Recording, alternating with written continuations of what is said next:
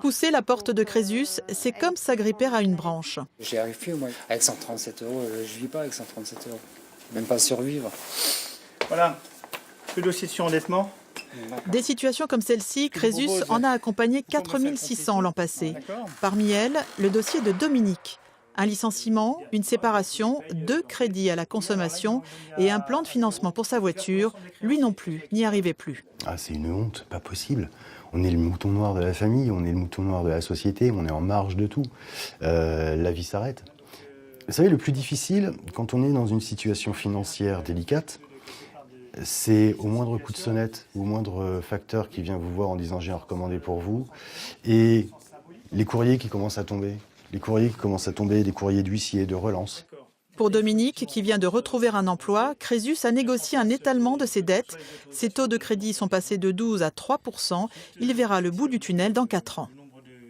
Bien souvent, les personnes viennent nous rencontrer désespérées, au bout du rouleau, avec effectivement des créanciers qui les menacent de saisie, qui les appellent régulièrement au téléphone, qui appellent voir même quelquefois les voisins, l'employeur. Donc toute une pression psychologique très forte qui remet en cause beaucoup la confiance en soi et la possibilité de s'en sortir. Le tout, c'est d'être lucide sur sa situation pour pouvoir enfin prendre le taureau par les cornes.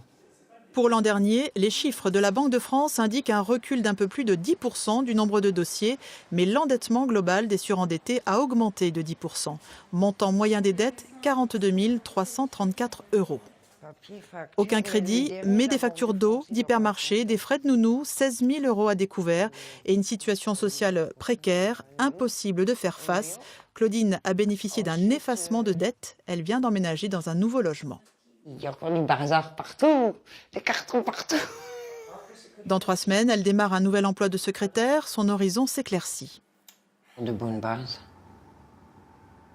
saines, sans plus rien, avancer. Et que tout, maintenant tout est rentré dans l'ordre. Pour moi, je suis contente. C'est génial. Suite à un accident de travail, Crésus travaille avec les banques et non contre elles. Ce partenariat permet par exemple aux banquiers de signaler les clients en difficulté. La plateforme de Crésus prend alors contact avec eux. Objectif, les accompagner pour éviter la banqueroute personnelle. on arrive à faire des aménagements de crédit. Par exemple, pour des gens qui ont plein de crédits renouvelables, on peut les transformer en crédits amortissables, faire baisser les mensualités.